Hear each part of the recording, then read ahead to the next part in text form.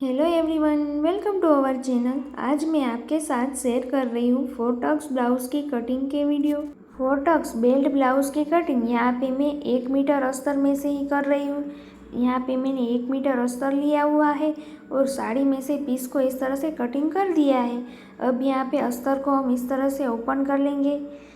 अस्तर को यहाँ पे हमने 2 फोल्ड कर लिया है। यहाँ पे ओपन साइड है और मेरी साइड यहाँ पे फोल्डेड साइड है। अब सबसे पहले हम ब्लाउज़ की लंबाई ले लेंगे। तो यहाँ पे ब्लाउज़ की रेडी लंबाई 14.5 इंच है और 1 इंच यहाँ पे हम सिलाई मार्जिन के लिए ऐड कर लेंगे। अब यहाँ पे हम शोल्डर को ले लेंगे। तो शोल्डर यहाँ पे हमें नेक के हिसाब से लेना होता है। तो नेक ज़्यादा ही डीप हो तो यहाँ पे हम 5.5 इंच शोल्डर ले सकते हैं। मेरे यहाँ पे 10 इंच नेक डीप है, इसलिए यहाँ पे मैं 5.5 इंच शोल्डर ले रही हूँ।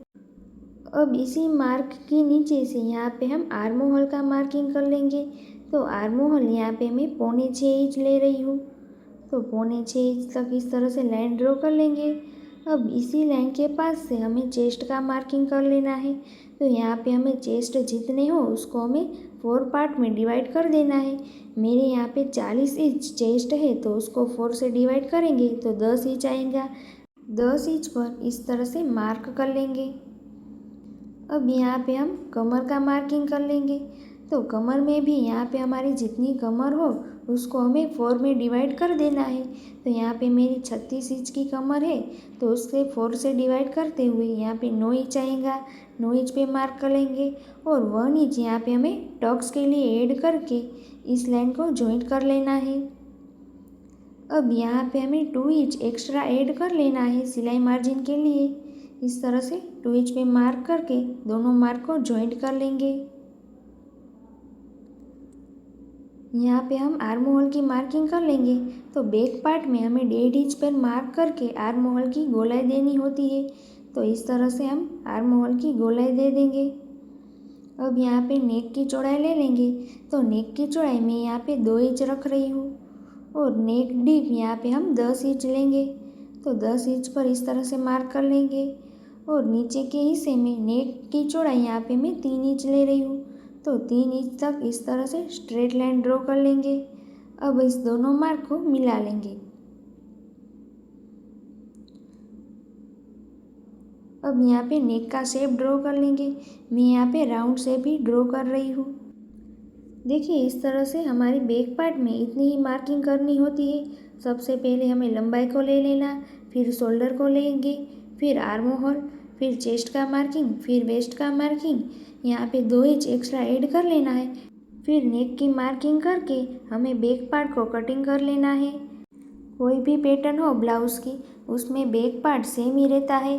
बैक पार्ट में हमें इतनी ही मार्किंग करके कटिंग कर लेनी होती है। अब यहाँ पे बैक पार्ट को हमें सामने इस तरह से बिछा देंगे।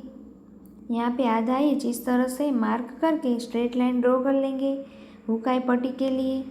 अब यहाँ पे बैक पार्ट को इस तरह से ऊपर रख के फ्रंट पार्ट की मार्किंग कर लेंगे। इस तरह से मार्किंग हो गई है। अब यहाँ पे हमें फ्रंट पार्ट में नेक की चौड़ाई लेंगे। 2 इंच थी तो 2 इंच पे मार्क कर लेंगे। फ्रंट नेक डीप यहाँ पे मैं 5 इंच ले रही हूँ। इस तरह से 5 इंच पर मार्क कर लेंगे। इस तरह से हम बॉक्स बना लेंगे। उसमें यहाँ पे हमें शेप ड्रॉ कर लेना है। मैं यहाँ पे राउंड शेप दे रही हूँ। अब यहाँ पे हमें आर्म होल की शेप देने के लिए इस तरह से लाइन ड्रॉ कर लेना है। फ्रंट पार्ट में हम 1 इंच पे मार्क करके गोलाई दे देंगे। अब देखिए, यहाँ पे हमें टॉक्स के लिए आर्म होल की साइड यहाँ पे आधे इंच पे मार्क कर लेंगे और नीचे कमर की साइड हमें 1 इंच पे मार्क कर लेना है। ये दोनों मार्क को हमें मिला लेना है इस तरह से। अब नीचे की ओर भी हमें 1 इंच बढ़ा लेना है बेल्ट के लिए। बेल्ट में जो हमारा सिलाई में जाएगा उसके लिए यहाँ पे हमें 1 इंच ऐड कर लेना है। दोनों साइड इस तरह से ऐड कर लिया है। अब यहाँ पे हम बेल्ट का मार्किंग कर लेंगे। तो एक मार्क यहाँ पे हमें 4.5 इंच पे करेंगे। अब इस साइड हम 4 इंच पे मार्क कर लेंगे। दोनों मार्क को मिला लेंगे।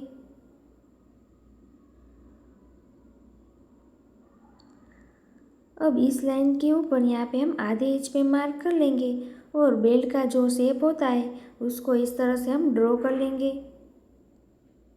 देखिए इस तरह से यहाँ पे हमें 1 इंच जो एक्स्ट्रा लिया है वो आधा इंच ऊपर सिलाई में जाएगा और आधा इंच नीचे सिलाई में जाएगा।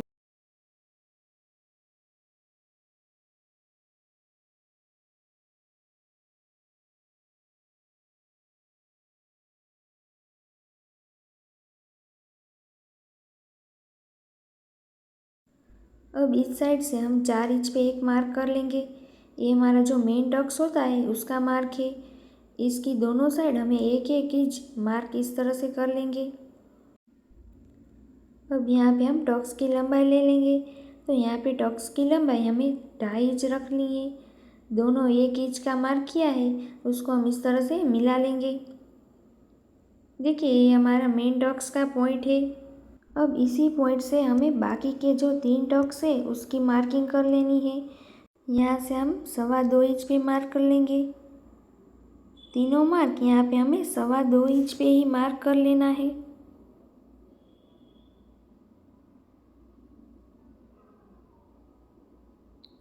देखिए इस तरह से हमने तीनों मार्क कर लिया है। तीनों मार्क में हमें इस तरह से स्ट्रेट लाइन ड्रॉ कर लेनी है।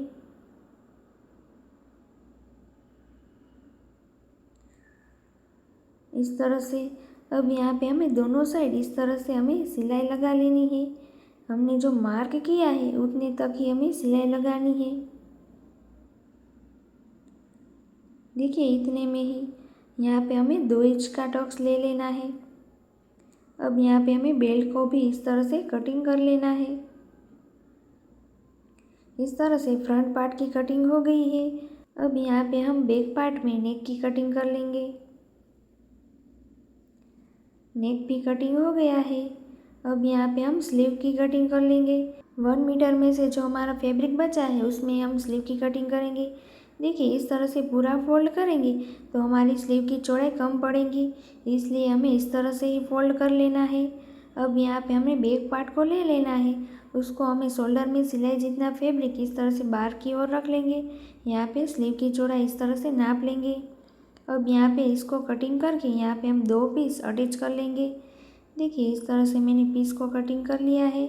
दोनों को हम यहाँ पे जॉइंट कर लेंगे। देखिए इस तरह से मैंने पीस को जॉइंट कर लिया है।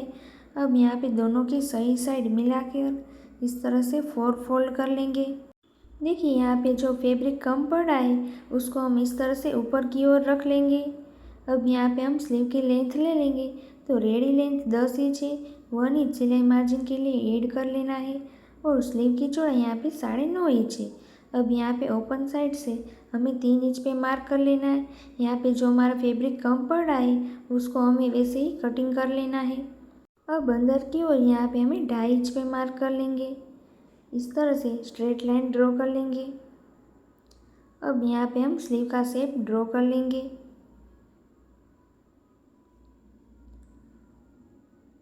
देखिए इस तरह से मैंने स्लीव का शेप ड्रॉ कर लिया है। अब यहाँ पे हम बॉटम की मार्किंग कर लेंगे। तो यहाँ पे 6 इंच बॉटम रेडी है।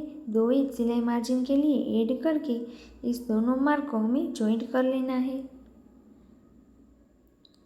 इसी मार्किंग के साथ यहाँ पे हम स्लीव की कटिंग कर लेंगे।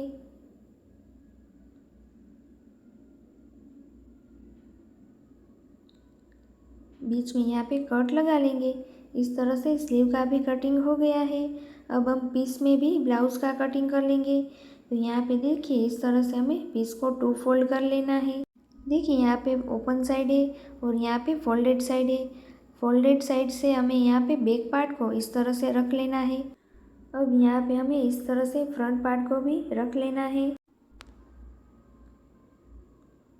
देखिए यहाँ पे हमें स्लीव को इस तरह से रखेंगे तो दोनों साइड हमारा पीस कम पड़ रहा है, इसलिए स्लीव को हम यहाँ पे इस तरह से रख लेंगे और बेल्ट को यहाँ पे हम इस तरह से रख लेंगे। अब यहाँ पे हम इसकी भी कटिंग कर लेंगे।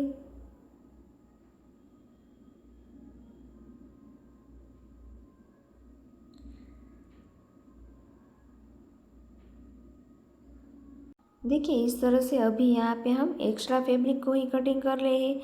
सभी पार्ट में हमें सिलाई लग जाए फिर बाद में जो हमारा एक्स्ट्रा फैब्रिक हो उसको कटिंग कर लेना है।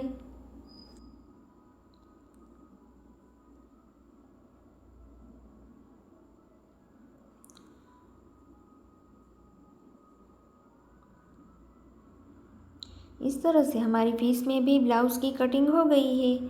आपको मेरी वीडियो यूज़फुल लगी हो तो लाइक, शेयर एंड सब्सक्राइब ज़रूर करना। अगली वीडियो में इसकी स्टिचिंग कैसे करती है वो भी आपके साथ शेयर करूँगी। Thank you for watching.